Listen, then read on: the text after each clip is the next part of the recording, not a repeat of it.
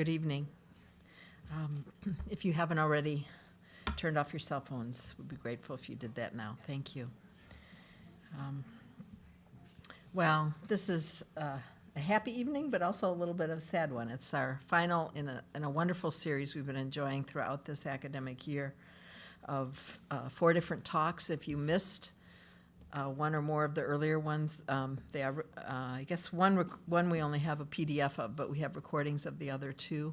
So visit our website if you'd like to take in the riches that we've already received in terms of other of Lewis's literary works.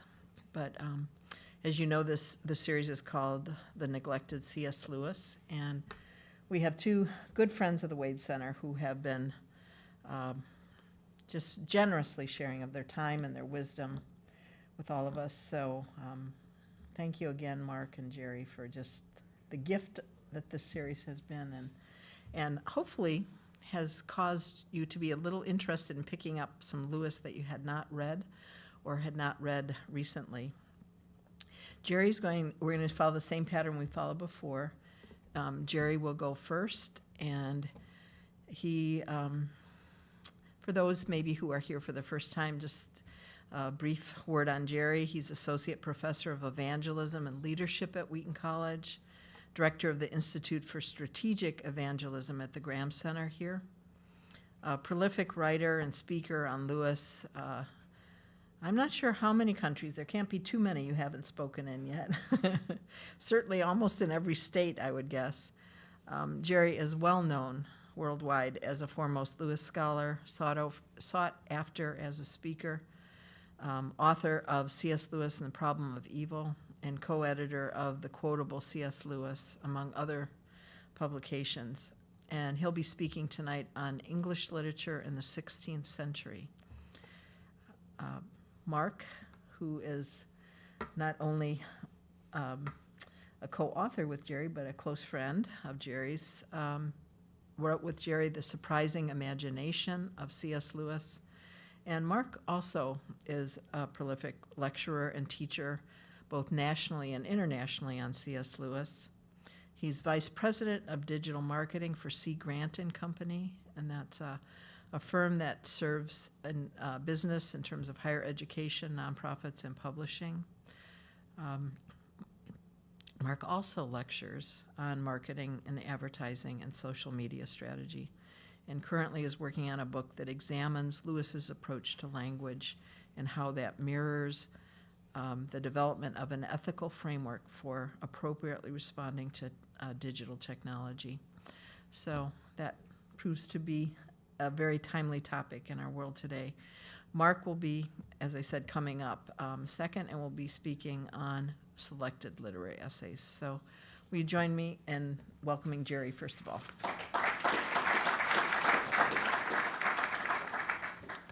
I'm grateful to be here with you this evening.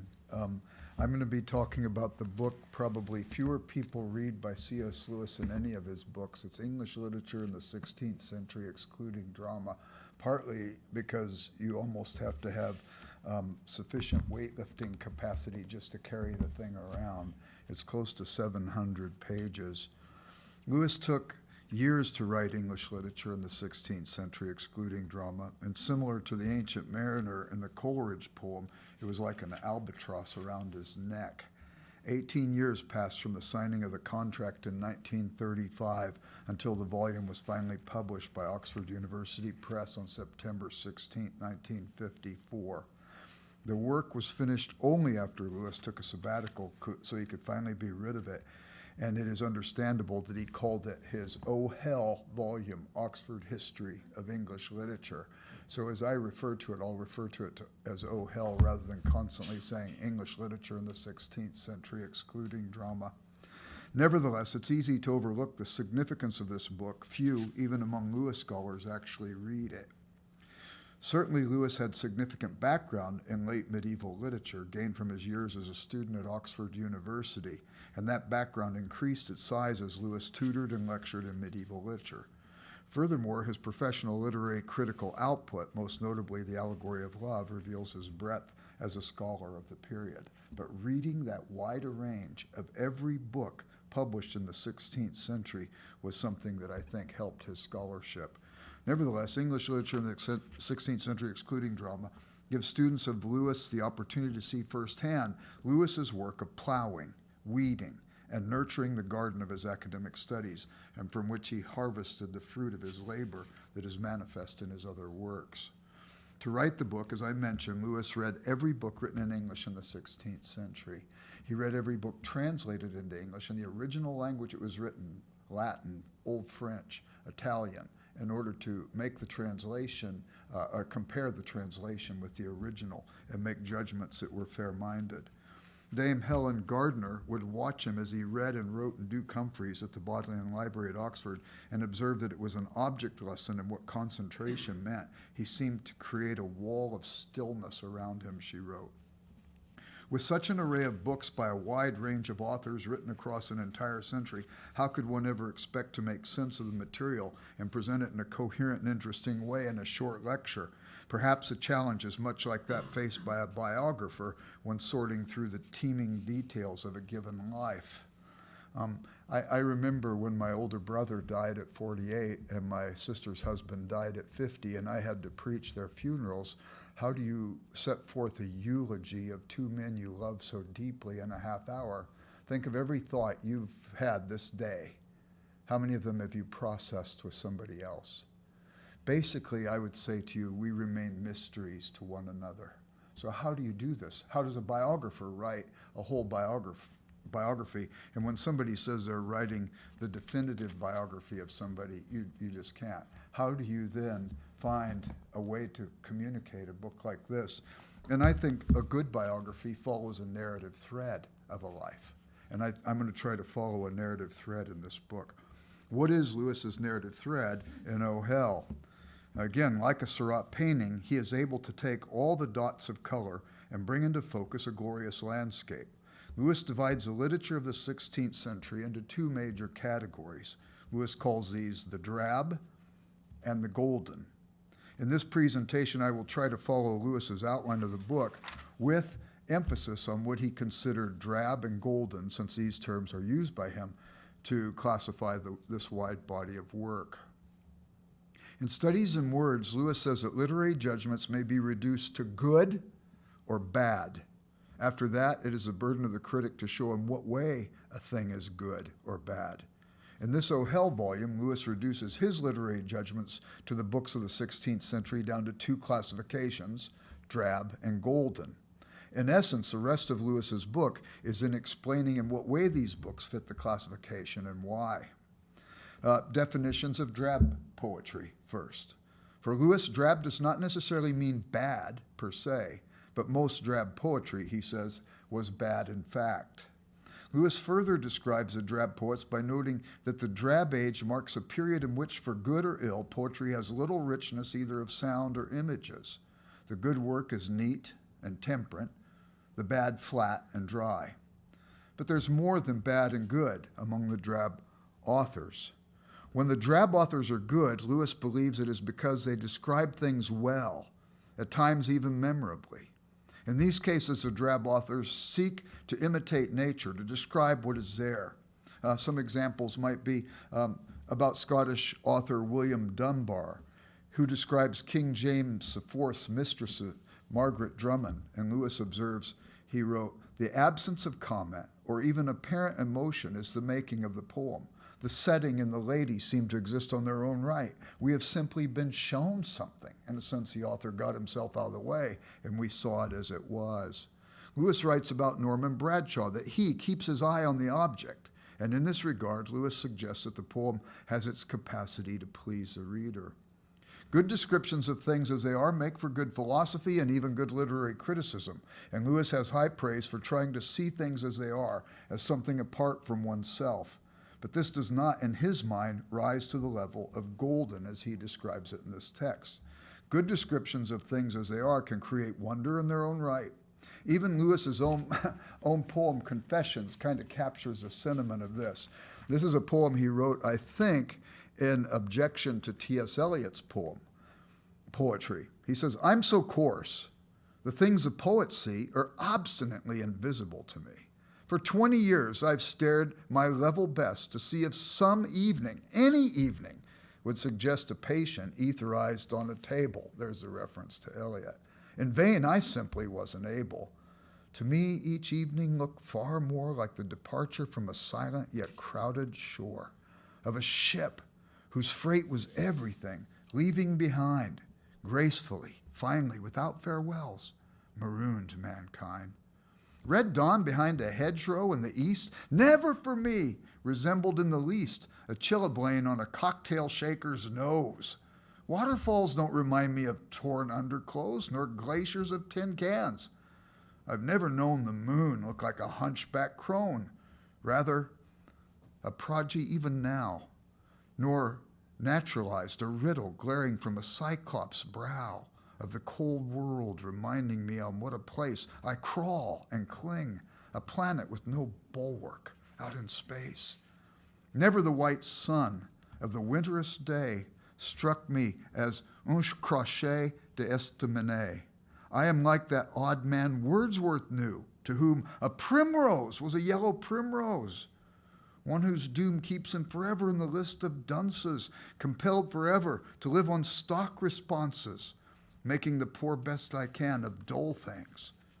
Peacocks, honey, the great wall, Aldebaran, silver weirs, new-cut grass, wave on the beach, hard gem, the shapes of horse and woman, Athens, Troy, Jerusalem.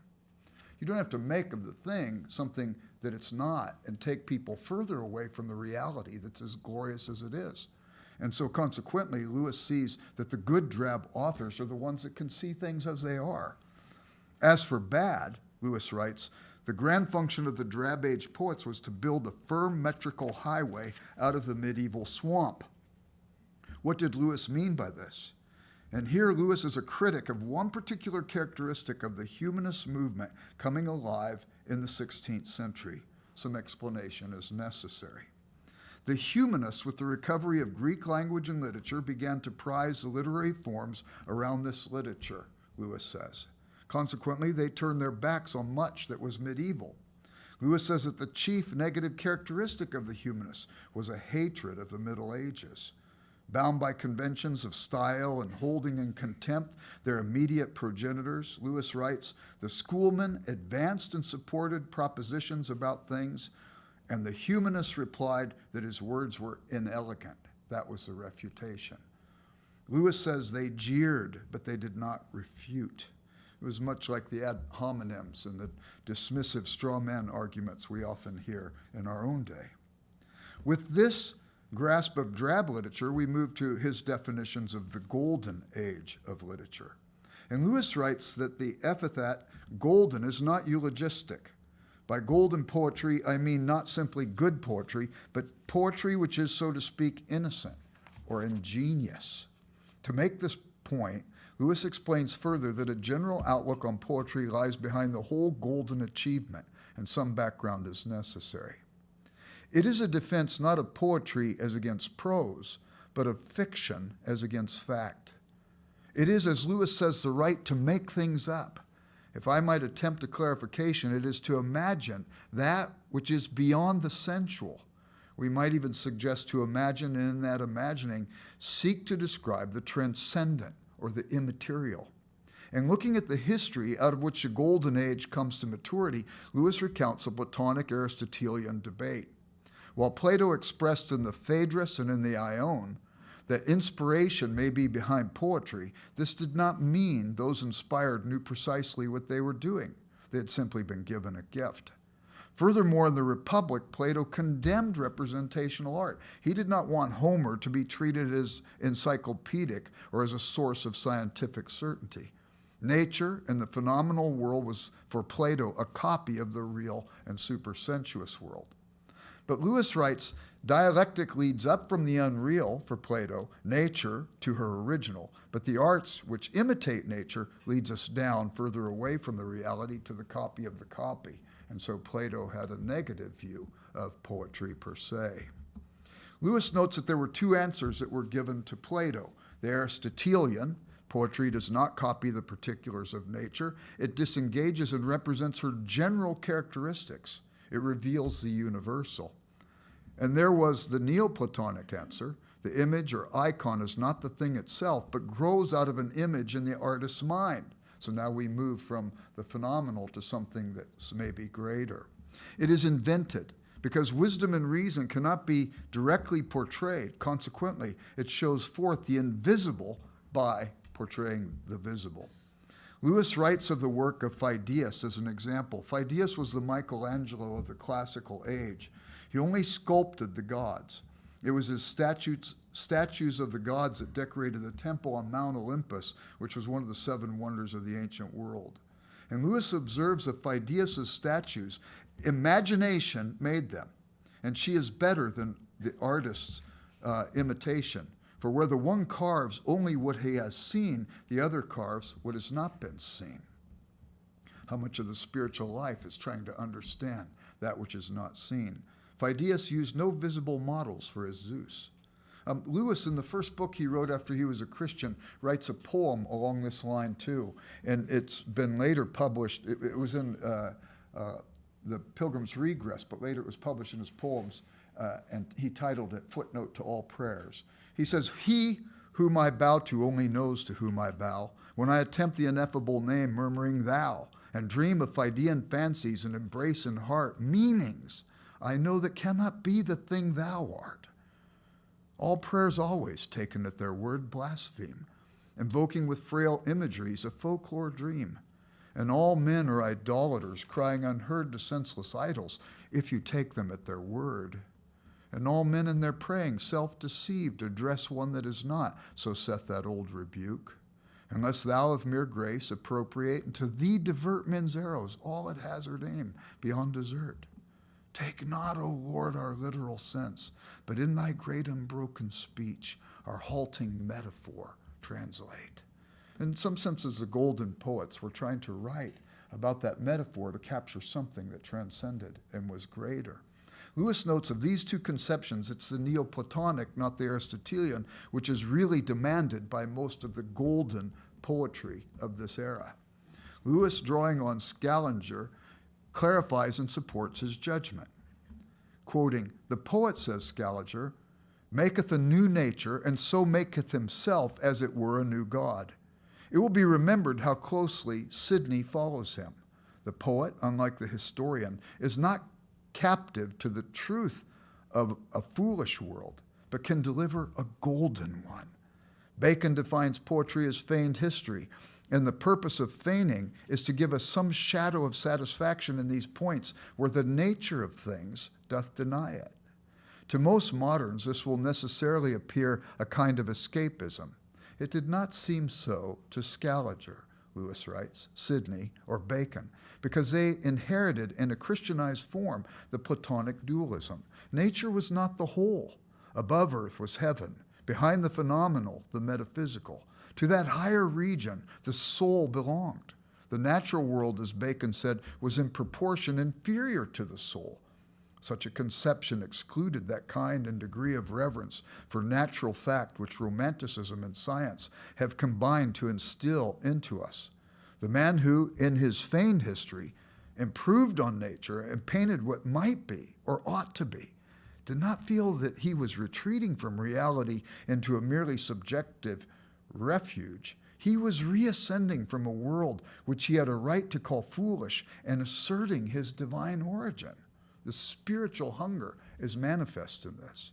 Attempting further clarification, Lewis wrote in The Allegory of Love that the literary forms of personification and allegory were seen as means to describe the interior life, to give it embodiment, and by means of story provided the author the literary form necessary to write about the life of spiritual longing and romantic quest. Of course, we could see this in Edmund Spenser's allegorizing the virtues and the Fairy Queen, and it is in that regard Lewis holds him up with Philip Sidney as one of the primary golden authors. Lewis notes that most of the golden poetry was not primarily intended either to reflect the actual world or to express the personality of the poet. The poets of that age were full of reverence for God, for kings, for fathers, for authority. but not of reverence for the actual. Lewis captures a sentiment of the age by saying, "For we are of higher birth than nature, and are masters by divine right." Consequently, ethics were also portrayed and personified in the literature as lovely. Lewis remarks, "For virtue is lovely, not merely obligatory." This value is exemplified in more modern writings of people like G.K. Chesterton, who writes of the ethics of Elfland and orthodoxy. He said, "What is defined by ethical demands are a fence that keep us from the things that will do us harm. But if we turn our back to that fence, we'll see the playground that's defined by that fence, and we'll see the high call and the privilege that virtue is lovely." Lewis and Tolkien's interest in writing stories that awaken desire. It is a desire that prompts a longing to follow the impulse of the heart to God, to obedience and the proper shaping of character, to virtue and the happy life. This would be in the golden tradition. From the above descriptions, I hope three things will be accomplished. First, clarity of Lewis's distinction between drab and golden literature of the 16th century, which follows him throughout this book. And two, a description of Lewis's own ideal as in evidence in his own imaginative creations. His own literary aspirations was to write in the golden manner. We'll talk about that a little bit at the end. That very kind of literature that seeks to embody the transcendent as well as capture the immaterial, unseen quest of the soul.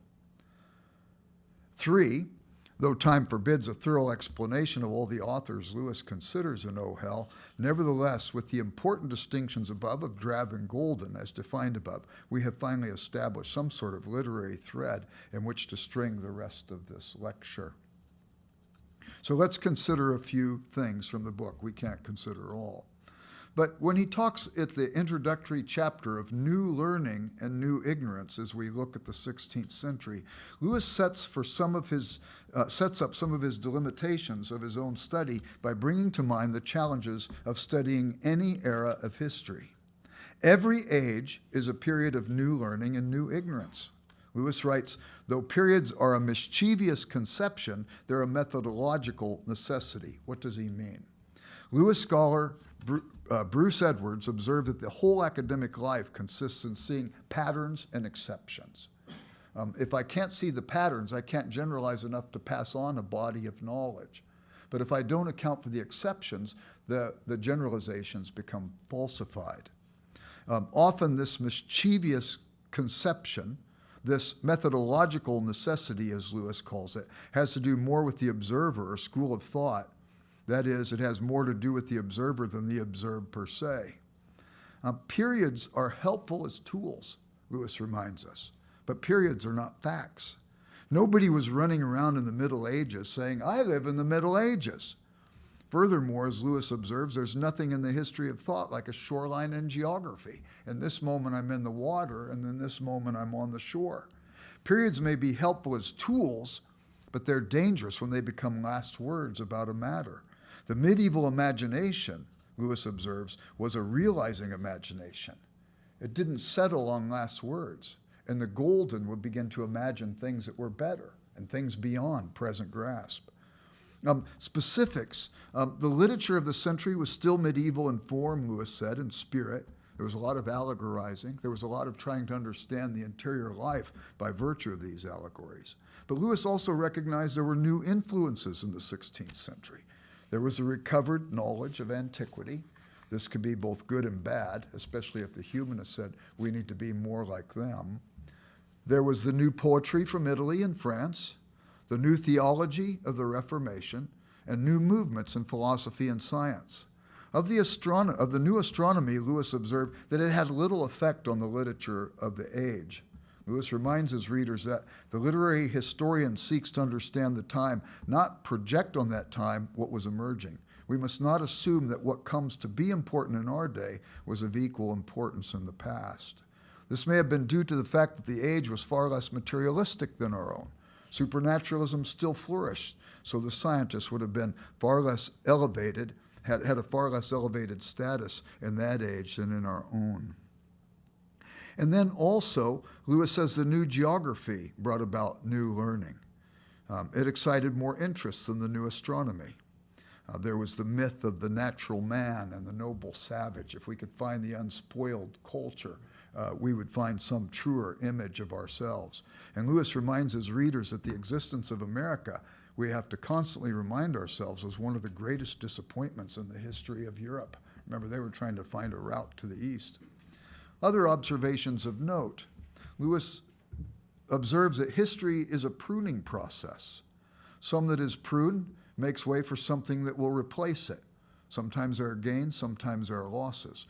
We must always remember every age produces what will become for us a discarded image, the book that Mark lectured on earlier in the year. I also want to note something that I observed. I had the privilege over the years to get to know Mortimer Adler, the philosopher.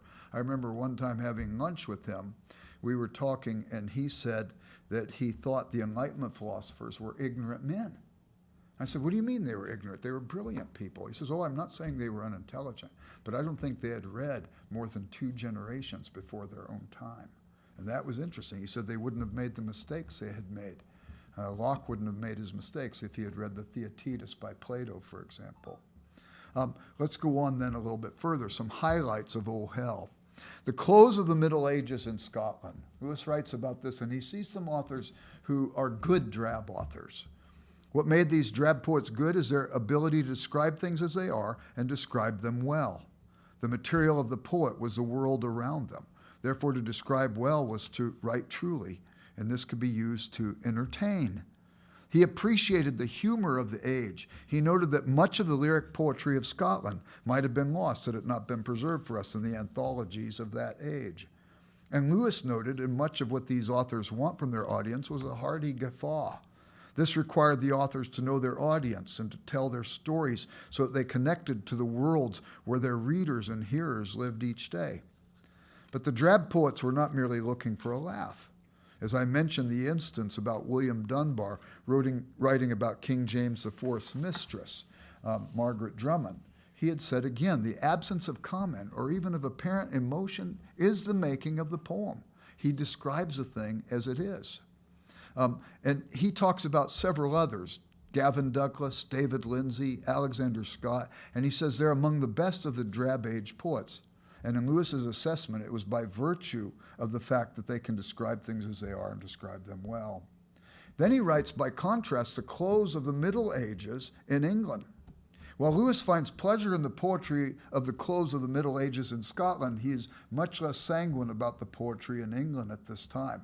His criticisms enable the reader of O Hell to mark the distinction more sharply between good drab poetry and the bad.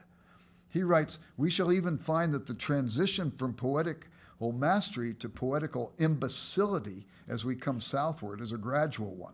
It is when we reach London that the really bad work meets us. And Lewis comments, it's turning from the Scotch poetry of that age to the English, we pass from civilization to barbarism. It is here Lewis sets forth some standards for poetry. He says, one, poetry must please. One flaw of the late medieval English poetry, says, is that it did not. The most perplexing and repellent feature of late medieval poetry in England is its meter. The test lies in the ear, he says. But Lewis felt much of the drab poetry in England failed this test also. He also said no art lives by nature, but only by acts of voluntary attention on the part of human individuals, and when these are not made, it ceases to exist. In this way, careful attention could lead to the imitation of nature, and this would inspire good drab poetry, but still not rise to what Lewis described as golden. But here, too, even the late medieval English poetry failed. It didn't even describe nature well. Consequently, the art form evident in the medieval allegory began to give way to something far more rigid and forced in England. I want to take a moment then, too, to talk about how he classifies religious controversy and translation as drab. I think he thinks most of the writers of that period wrote good drab literature because they describe things well, but not all. And without time to give a thorough discussion of each of the major players of this section of O Hell, let me simply give Lewis's scorecard and explain what is at the heart of his judgments. Here's a selection of some of the key players. John Colette, Lewis would describe him as middling between drab and bad. Lewis says he often says not exactly more than he means, but more than he understands. Just a comment like that's riddled throughout the book. You'll laugh your way through this book if you ever read it. But he does say of Colette that he helped to banish the old allegorical method of interpretation, but he saw marriage as merely a remedy against fornication. These are some problematic things. John Fisher, Lewis says, wrote good drab by virtue of his true character. He was martyred. But Lewis says, a medieval sweetness and richness hangs about his prose, and one merit I can claim, very unusual in that age, is that he is hardly ever scurrilous. Fisher's theological attacks are almost courteous. And in that sense, because it was true character, it approached the good drab literature. Thomas More was bad drab, largely due to his humanist rigidity of style. Lewis says it is proper to consider him a major British author on the merits of his Utopia. Nevertheless, Lewis observes, of his English prose as a whole, great claims are not in order. It is neither concise nor full. It has neither lightning thrusts nor a swelling tide of thought and feeling. It is for his sanctity. To live and die like a saint is no doubt a better thing than to write like one. But it is not the same thing, and More does not write like a saint, he said. William Tyndale was good drab. Lewis observes that Tyndale is inferior to More in his use of humor, but superior in overall style. He is not as many-sided as More, but more joyful and lyric in his poetic quality. Lewis acknowledges the influence of Tyndale's translation of the Bible and how it played out in the many translations that followed in its wake. And this, for Lewis, marked the real achievement of Tyndale. Then there was Hugh Latimer. He was good drab. Lewis had great appreciation for Latimer. The evidence of his success was found in his sermons. And Lewis writes in his own conversion to Christianity and Surprised by Joy, the authors that intrigued him were those who wrote with the roughness and density of life, that which is reflected in having dignity made in the image of God, but also that which reveals our own brokenness and depravity. And I think he saw in Latimer that quality as well. Thomas Cranmer was good drab. Lewis is not a great fan of his literary contributions except for the prayer book, but he thought that was one of the highest of the good drab productions. John Knox, on the other hand, was bad drab by virtue of his manner and his matter. Lewis has little room for Knox, calling him a self-ignorant man and most embarrassing. And after a discussion of Knox, he writes, behind every system of 16th century thought, however learnedly it is argued, lurks cruelty. I would say something about translation, but I see we're running out of time. So let me just move on to one particular drab author who Lewis liked and thought could have almost ascended into the good drab. I mean into the golden. And that's Michael Drayton. And Lewis on Drayton says his imagery of voyage, phoenix, star, and river was enamored of, he was enamored of rivers all his life, mediates something not inconsistent with human passions, but going beyond it. So it's writing of something that's taking us out of ourselves and longing for something that's not present, but he uses what's there to speak of this. I have an example, but I'm going to cut it out because of time. I want to look at some of the golden authors. With little time to develop the golden authors, I want only to focus on Sidney and Spenser. It has been noted Lewis puts these two authors at the zenith as examples of golden. The reason is, again, not merely their gifts of description, but their ability to imaginatively make up and embody the interior life and to portray aspirations that transcend the reality as we presently know it, but desire desperately to experience. Their work gives us better visions of ourselves and creates in the reader the hope that such joy and maturation might one day be ours. I want to give you an example of Sidney that will just show you in a general way how this is done and how he uses the imaginative to hope beyond. This is a little more general, and it's not so virtue-oriented as Sidney will be. But this is a book called Astrophil and Stella. It's a collection of sonnets that Philip Sidney wrote. Lewis describes it. When Lewis describes a book, and if he's real enthusiastic about it, I go read that book. And I have read this over and over again. So Astrophil and Stella, it's about unrequited love. So Stella means star. Astrophil means lover of star. It was written by Philip, lover, who maybe understood what unrequited love was like. And all the sonnets are of unrequited love. But there's one sonnet that captures this idea of the hope that the imagination might bring more. And that's when Stella happens to pick up a book of unrequited love. And Sidney is hoping, Astrophil is hoping that while she never notices him, maybe she'll have a heart for the person who has experienced unrequited love in the poem, and consequently might see him in a different light. And again, there's the aspiration that goes beyond things. So I'm not going to read it. I don't think we have enough time. So instead, I'll go on to Spenser quickly. Spenser mediates to his readers through his golden allegory, the Fairy Queen, the life of virtue. He's a storyteller first and foremost, Lewis reminds us, and his manner is unaffected by the humanist rigidity. But the story on the surface is not the whole story. Lewis says his tranquility is a robust tranquility that tolerates the indignities of time, refusing to be deceived by them, recognizing them as truths indeed, but only the truths of a foolish world. He would not have called himself the poet of our waking dreams, Lewis says, but rather the poet of our waking. And when he writes this, he opens our eyes to something more robust, desirous, and so on. The golden quality, furthermore, in his stories, invite readers to re-enter his world, the world of the allegory of the Fairy Queen, over and over. And in each visit to the world he has imagined for his readers, he nudges them to imagine for themselves the hope of something better for themselves and for those in the world around them. Lewis says, I've never met a man who says that he used to like the Fairy Queen. I was a PE major in college. I think I'm the only PE major in America who's actually read the Fairy Queen and liked it. Anyway, Lewis writes in his epilogue that there are new tendencies that will grow out of this period. It's a period. It's a sequence and a longer sequence of human history. And Lewis ends his study as he began it with the recognition that literary history, like a river, is always flowing onward. So I thought perhaps a good way to wrap up this particular lecture would be by noting how the stream of golden flowed through Lewis's own veins. One, he sought by his writing to lift the imagination of his readers, to understand not only by means of the head, good drab, descriptions of things, but also by means of the heart, an aspiration that's in us that sets us on the quest for some sort of objective, transcendent reality.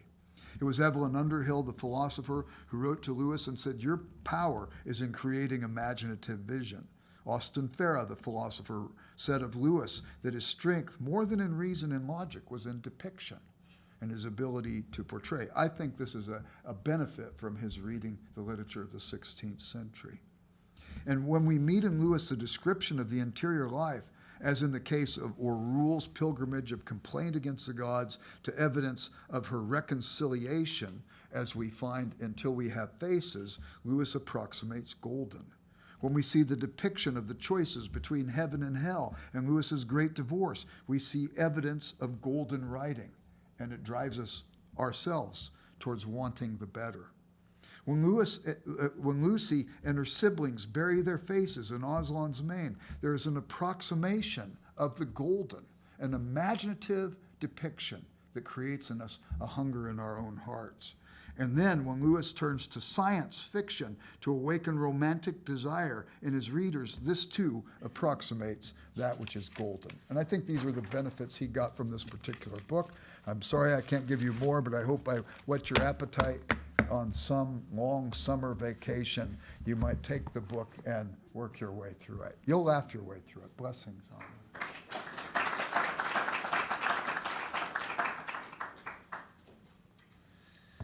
Well, as Jerry mentioned earlier, I'm also grateful to be here and grateful that all of you came out to listen to these talks on the neglected C.S. Lewis. So I'm going to be talking about selected literary essays. This is a book that's published in 1969, and all of the essays in the book are previously published elsewhere, but Walter Hooper brings them all together under one cover. And so in this book, Lewis, it really is a showcasing of Lewis's other literary interests. Traditionally, he's known as a literary historian and critic of medieval and Renaissance literature.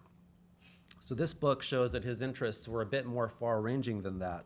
So in it, we see essays on authors like Shakespeare, Jane Austen, Sir Walter Scott, and William Morris. And he also wrote essays on literary critical method, and it's two of these essays on this methodology that I'd like to take a look at. I don't have time to go through the whole book. These are a bunch of sort of disparate essays, so I'm just going to focus on two that I think are representative of Lewis's thought. Their ideas appear in some of Lewis's other works, and I think they're meaningful for us now as well. So the first essay I'd like to look at is called De Descriptione Temporum, which roughly translated means a description of the times. And this is Lewis's inaugural lecture at Cambridge as a professor of medieval and Renaissance English literature. And in this essay, Lewis is trying to explain the way in which he works so that his students will know what to expect. And so the essay looks at problems with how history is divided up, divisions of the past. And Lewis says that the barrier between medieval and Renaissance literature has been greatly exaggerated. For Lewis, all lines of demarcation between periods should be subject to constant revision. Now, we group segments of the past in order to better understand them, but Lewis wants to understand how we can divide them up in ways that falsify them the least. Periods are not facts, as Jerry mentioned earlier, and they can often lead historical thought astray if we treat them as such. And even in our own lives, the temporal process of our lives, there's no distinct periods. So the big question that Lewis wants to answer is, where do we divide these historical periods? Now, keeping in mind that he doesn't hold with the idea that there is a great division that marks some radical change from one era to another, which I think was a popular view of the time. And secondly, that the real past is mostly inaccessible to us. So he describes his understanding of the three divisions of the past. The first division is between antiquity and the Dark Ages. And Lewis says, here we see massive changes, the fall of the Roman Empire, the barbarian invasions, the christening of Europe. And in thinking of this division of the past, we have to take into account three things that have happened in modern times, which make these changes less catastrophic than it might have seemed to someone of the time who lived during those periods. So first, the partial loss of ancient learning and its recovery in this time period were unique, Lewis says. But he also says that we have lived to see the second death of learning. And here's what he writes. In our time, something which was once the possession of all educated men has shrunk to being the technical accomplishment of a few specialists.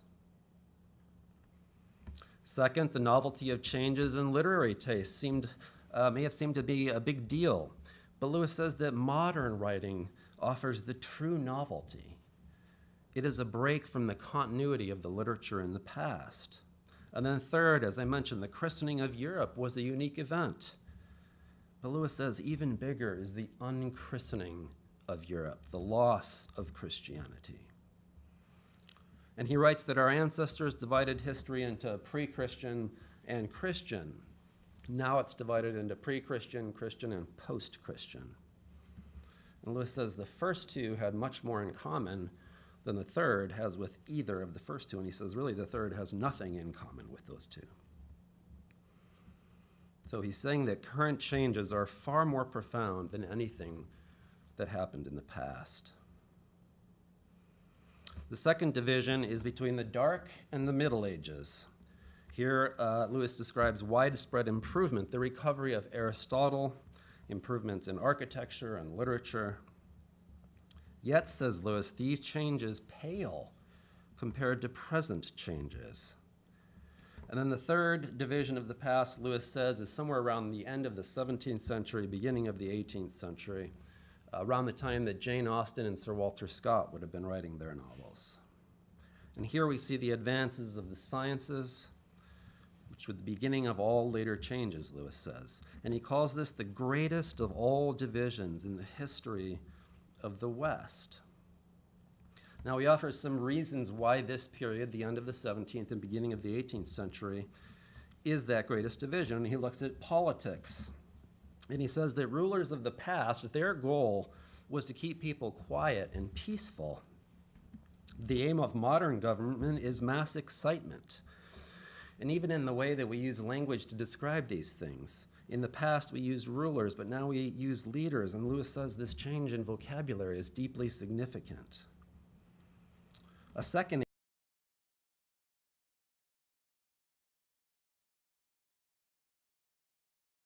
area, art. He writes that no age has produced work as shatteringly and bewilderingly new as the current one.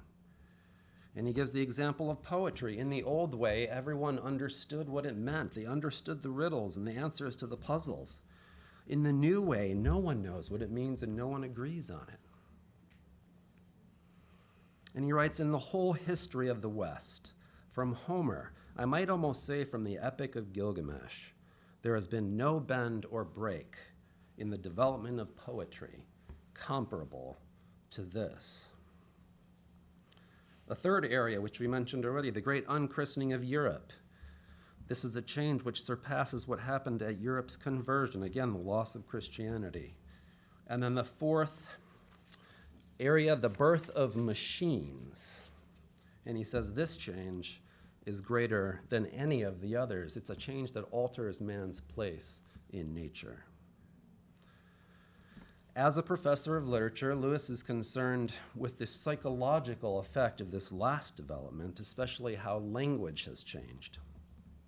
And of the ways language has changed through technical advances and their connection with progress and betterment, Lewis says the approach to life, which has left this footprint on our language, is what separates us most from our ancestors. So Lewis takes a unique position. He says that he stands as the translator of Old Western, and Old Western is the literature of the West in these time periods before the modern era. And so he stands as the translator to students because he reads as a native texts that students read as foreigners. So we have an essay in which Lewis reminds us of the fact that we're actually living through the biggest historical changes in the West. And he wants us to know that the writers and thinkers of those periods of the past he describes are vital to informing our present. So what can we take away from this essay? Well, as I just mentioned, the past should be an interpreter of the present. Lewis writes, to study the past liberates us from the present, from the idols of our own marketplace. And he also says that it's the forgotten, not the remembered past that enslaves us. And he says to his students something kind of funny. He says, use your specimens while you can. There are not going to be many more dinosaurs. So Lewis himself, as a dinosaur, as a guide to understanding Old Western, I think is vital. And he publishes his thoughts and acts as a translator of this Old Western. And then Lewis calls us to a responsible understanding of the past. He writes that old books give us a standard by which to judge more modern works. This helps to correct characteristic mistakes and blindnesses of our own period. If we read only new books, we increase the blindness and weaken our guard against it. And he says this, the only palliative is to keep the clean sea breeze of the centuries blowing through our minds. And this can be done only by reading old books. Well, the next essay I want to highlight examines the idea of metaphor in language and speech. And it's got an interesting title. It's very imaginative, and it will sound like nonsense words, which I hope will become clear as we talk about it, but it's called Blue Spells and Flatlanders Spheres, a Semantic Nightmare. And originally this is a lecture given at Manchester University, and it's later published in Lewis's book, Rehabilitations.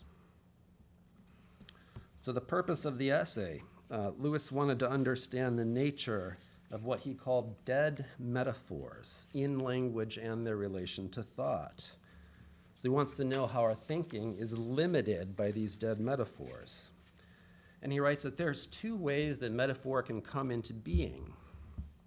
First of all, we can begin with a conception that we don't really understand, and so we invent or find a new metaphor by luck or inspiration. And Lewis says, in this first case, we use that metaphor as a temporary tool because we already have a prior understanding. So we can use the metaphor and keep our thinking clear of it. We dominate the metaphor, and he calls this the master's metaphor. In the second scenario, we have a clear conception of the metaphor, but we need to communicate it to someone else who doesn't understand. And so in this case, to the person that doesn't understand, it gives them an inkling of something that they can't otherwise get. So in this second case, the metaphor dominates their thought because they can't get beyond it. And Lewis calls this the Pupils Metaphor. So Lewis wants to understand what becomes of these two relations as metaphors age and die. And he says to attain truth in any situation where we understand only by metaphor requires three things. First of all, that the metaphor is well chosen. If we don't see it accurately, we end up thinking nonsense. And so we have to get the exact imagery. We also have to know the metaphor is a metaphor and not the thing it represents. So let's take a closer look at the aging of these two classes of metaphors. First of all, the masters. So Lewis is trying to think up a metaphor to describe the philosophy of Immanuel Kant. And the metaphor takes the form of a question and an answer. And the question is, how do I know that what comes around the corner will be blue? And the answer is because I am wearing blue spectacles. So Lewis says in this case, this first case, as we talk about the master's metaphor, the metaphor can be used long after forgetting its origin and its meaning. And in time, maybe the word even changes to something like blue spells instead of blue spectacles. And he says in this case, the forgetting will not affect the person's thinking about Immanuel Kant because that thinking, as I mentioned, was in place prior to the use of the metaphor. In the Pupils, Lewis sets forth a metaphor to describe the idea that space could actually be finite rather than infinite as we understand it. So we live in 3 dimensions. We can't understand how space could be limited. So this metaphor is to show how it could be finite, maybe to someone who perceived reality from the 4th dimension. And he invents this race of folks, which he calls the Flatlanders. Actually, I think he borrows it from someone. Yeah, that's right. And they live in a 2-dimensional reality, but they also happen to live on a globe. And he calls this the Flatlanders Sphere. And it's a very involved metaphor, so I'm going to give you Lewis's exact words on it. And he says this: suppose these Flatlanders were living on a globe. They would have no conception, of course, that the globe was curved, for it is curved around in that 3rd dimension of which they have no inkling. They will therefore imagine that they are living on a plane, but they will soon find out that it is a plane which nowhere comes to an end. There are no edges to it, nor would they even be able to imagine an edge. For an edge would mean that after a certain point, there would be nothing to walk on, nothing below their feet. But that below and above dimension are exactly what their minds have not got. They have only backwards and forwards, left and right. They would thus be forced to assert that their globe, which they could not see as a globe, was infinite. Now you can see perfectly well that it is finite, and now can you not conceive that as these Flatlanders are to you, so you might be to a creature that intuited 4 dimensions? Can you not conceive how that which seems necessarily infinite to your 3-dimensional consciousness might nonetheless be really finite? So Lewis goes on to say that this Pupils metaphor can fossilize in 2 different ways. And remember, with the Pupils Metaphor, their thought is dominated by the metaphor because they don't have a prior conception of the thing that's independent of it. This is unlike the Master's metaphor. So the first way it can fossilize. If I, as the pupil, become a mathematician, I can get beyond the metaphor to a different understanding. A second way that it can fossilize, I can remain ignorant of mathematics, and years later, I've forgotten the origin of the metaphor, I've forgotten its meaning. Now maybe the word has changed to something like Flatlanders Sphere instead of Flatlanders Sphere. I've forgotten the word, and the word was never known except through that imagery. And because I didn't get beyond it to the thing of which the imagery is only a copy, the word becomes meaningless, and I end up thinking nonsense. But I don't know this. Thus, Lewis says, the word can be used to fit various contexts as I see fit. And meaning everything, it ends up meaning nothing.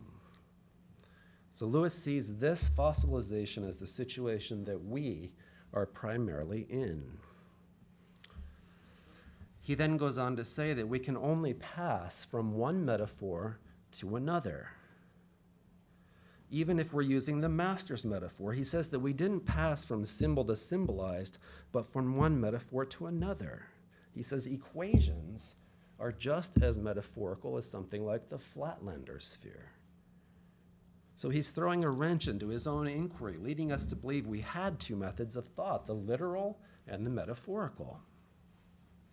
But he says if you cast one metaphor aside, you have to have a substitute. So this raises the question, is Lewis saying we can never truly know anything? He says to have a choice of metaphors is to know more than we know when we are the slave to one metaphor. He says all our thought, our ability to describe or identify isn't as metaphorical as simply defining something. Definition only leads to a reshuffling of these buried metaphors.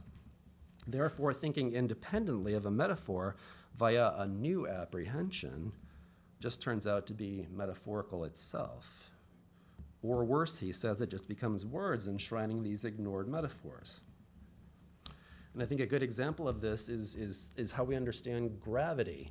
For the medievals, they understood it as kindly inclining. If I drop this piece of paper to the floor, it falls there because it wants to return home. That's a metaphor. Our current understanding, we say that gravity obeys certain laws. That's another metaphor. We've switched one metaphor for another. The things of which we speak can never be apprehended literally. And Lewis says there's three possibilities. We could have literalness, nonsense, or metaphor, but we can't have literalness.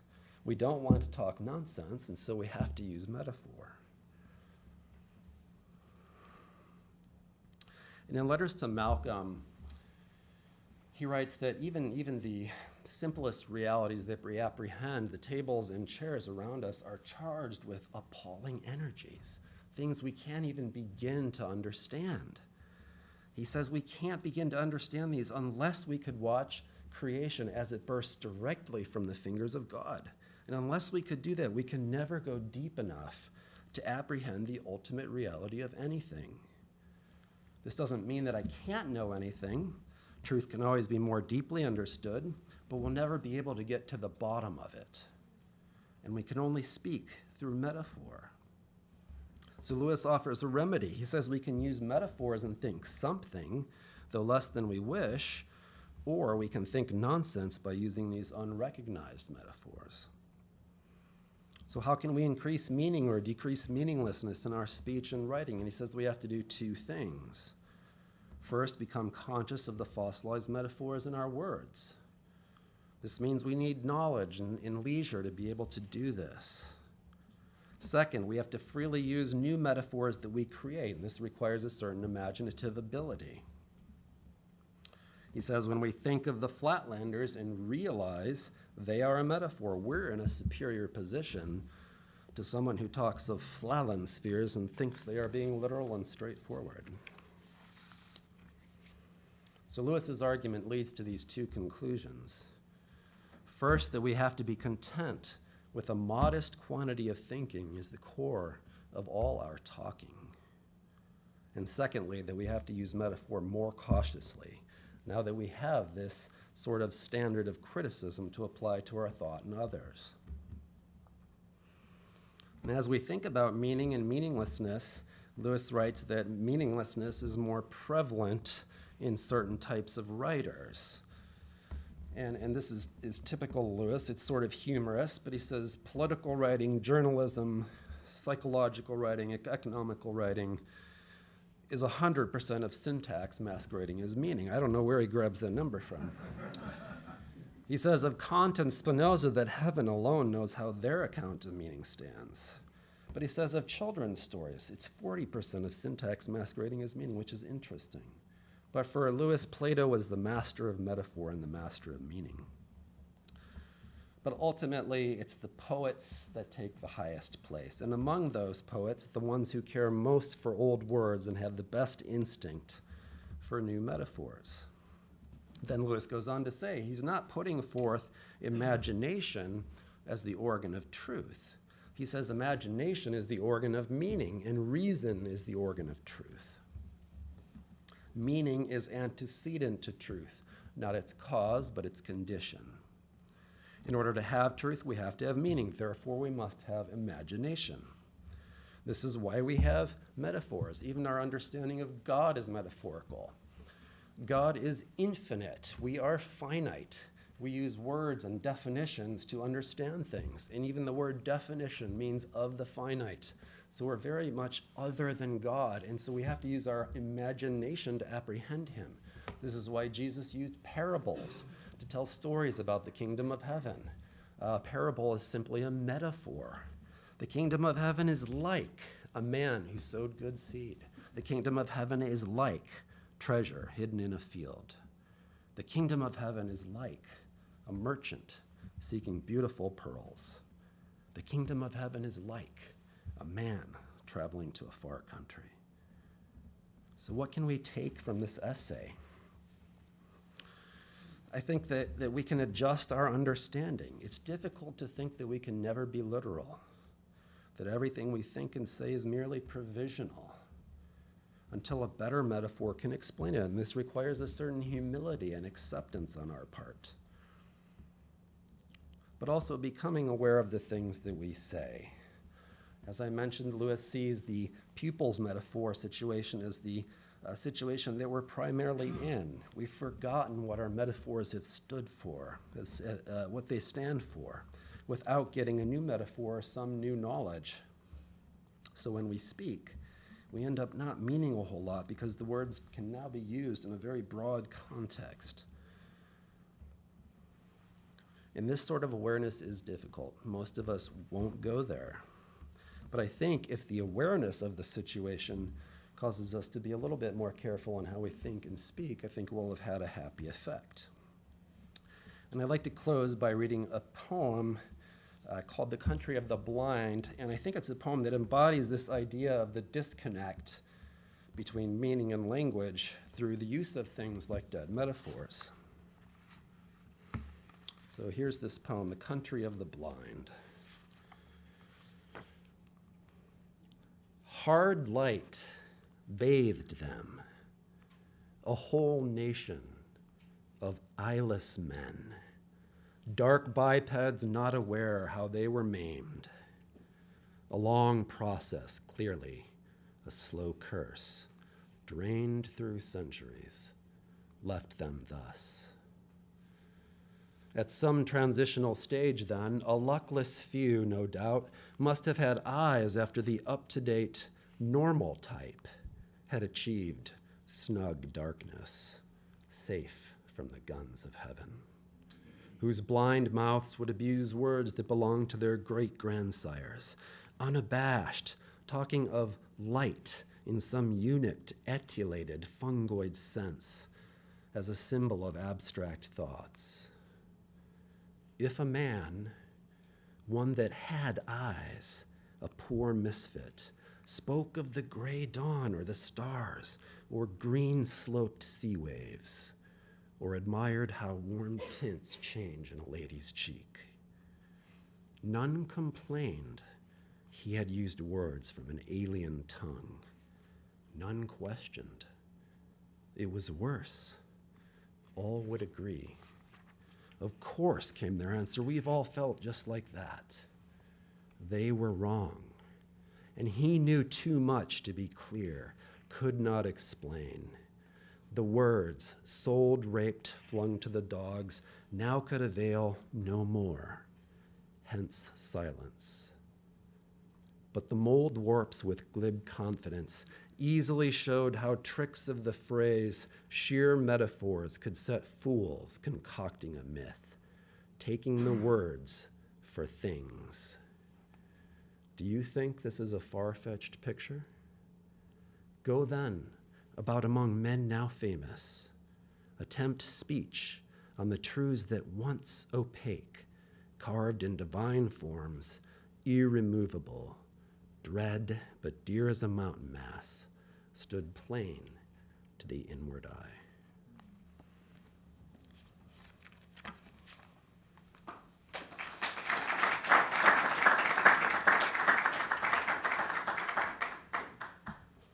Thank you, Mark and Jerry. We have time for a few questions, so Mary Lynn's going to bring the microphone, so you guys should. When Mark read that last poem, I thought, Lewis also wrote a short story on the man born blind, and these are like bookends, that particular poem and that particular story. It's interesting.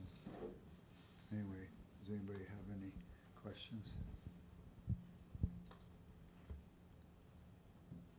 Yeah, Mark, I was hoping you wouldn't ask one.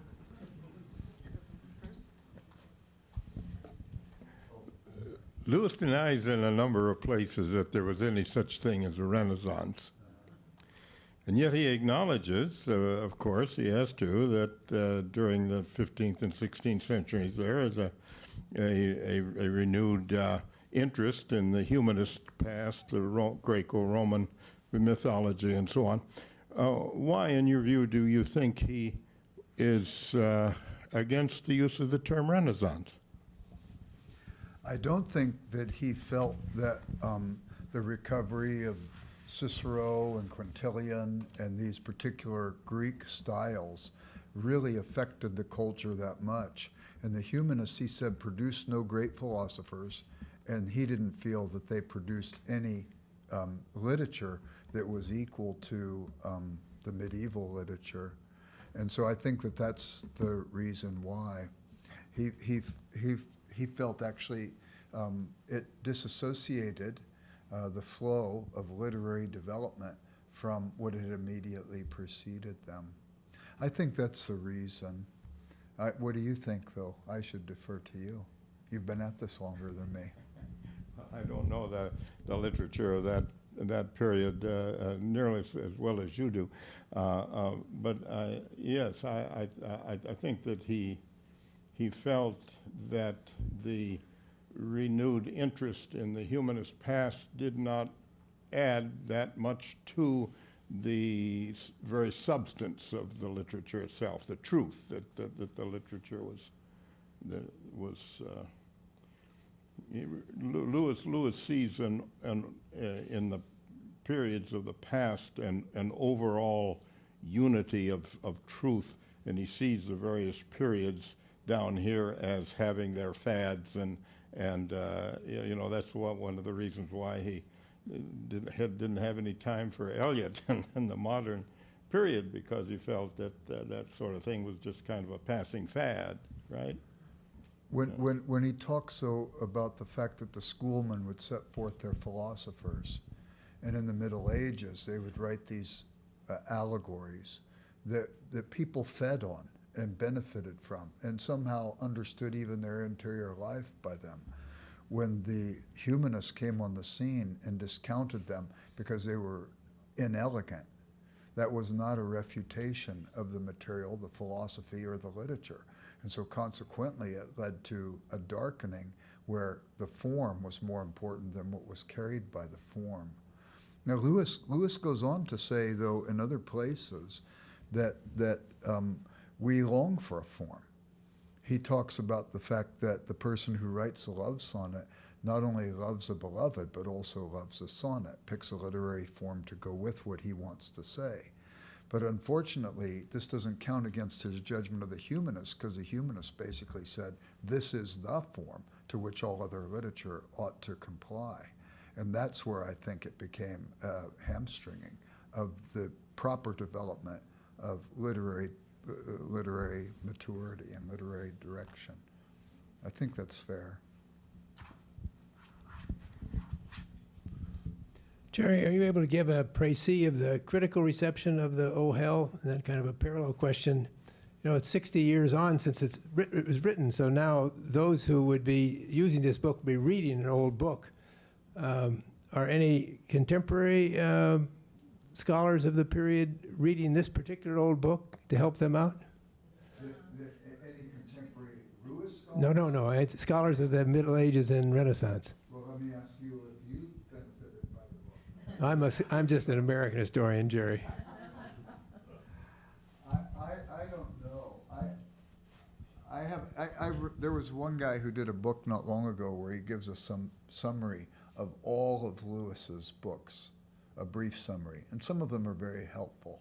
But in his section on this book, I didn't think he had ever really read the book. I'm going to think about other people, that said about the book. Yeah, I couldn't answer that. I'm sorry. Yeah, there are other. I mean, Michael Ward, but this is in Lewis scholarship. He refers to it. He knows the book. Walter Hooper knows the book. Bruce Edwards knew the book and loved it. But these are people. Edwards would be a literary scholar who focused on Lewis, but had a wide range of understanding of literature. But I'm afraid I couldn't tell you beyond that. Remember, I was a PE major who has dipped into this stuff.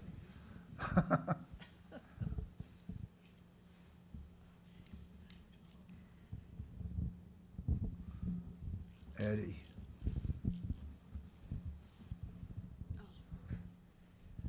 Thank you so much. I have a question for Mr. Neal. I was wondering if you could just draw out the point on what you meant by like the art as being undiscernible, kind of in our culture maybe today, or what Lewis was referring to in saying that. Sorry, what are you referencing? I think it was like your second point on the division between the Dark and Middle Ages, and like your point on like art has become like kind of indiscernible. Right. So I think what Lewis said is that in all the periods of the past, there was sort of a continuity in how things were done artistically, especially in literature. That's the area that he focused mainly on. And like I said, you know, even the people that critiqued it and looked at it, they had a common understanding of the sort of things that the poems were about. They had a shared understanding, but he makes a clear distinction that in the modern time, that sort of continuity was completely thrown out. It was broken, and no one agreed on what anything meant or had any common sort of conception of the literature of the time. So it was really a very clear break, and I think that's what he was referring to.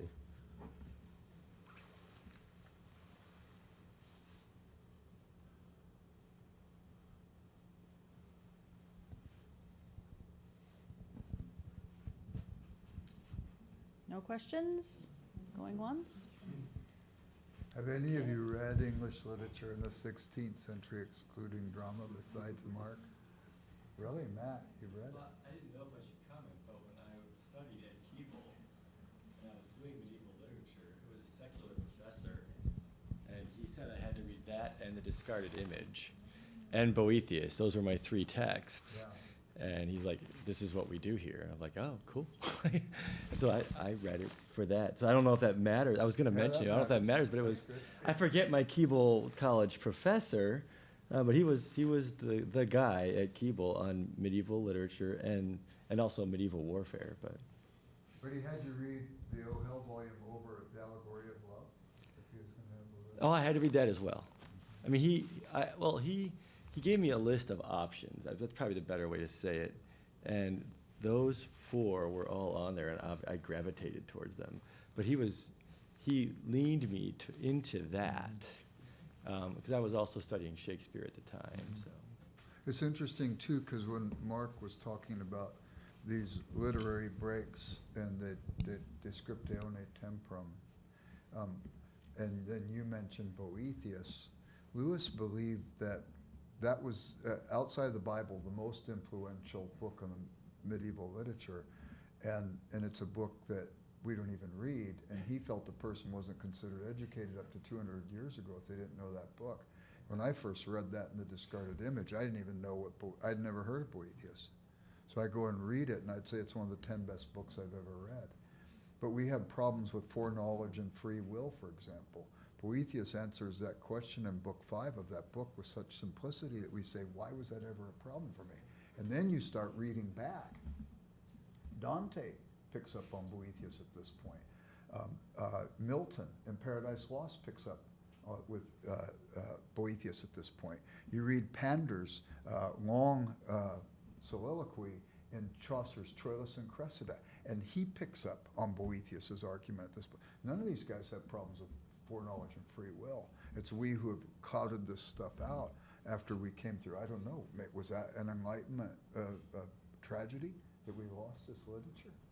But that would be another example, and maybe that's why he says we should read. I even noticed in I was reading through the O Hell volume again, and Lewis is even referring to it there. It's interesting. Anyway, thanks, Marge. Well, Jerry, Mark, Can I just say one last thing? Yeah. Our goal for this series was just to introduce people to the books nobody reads in Lewis, and I think they're some of his best books. So anyway, that was our motive. Next time we'll stick with fairy stories. well, thanks for doing the heavy lifting for all of us, and I do hope it inspires you to pick up some of these. And if you have a chance and you're around this summer, there's 2 more wonderful opportunities to learn from Jerry. One is a conference, the C.S. Lewis Institute from Washington, D.C. does their summer conference here every other year, and this year Jerry is the keynote speaker. That is in the 3rd week of June, I believe, and then in July, Jerry's going to teach a summer course here, but it'll be located here in the Wade Center, but it'll be on Lewis and the Gospel. So both of the information on both those are on our website. So thank you again, and have a good rest of the evening.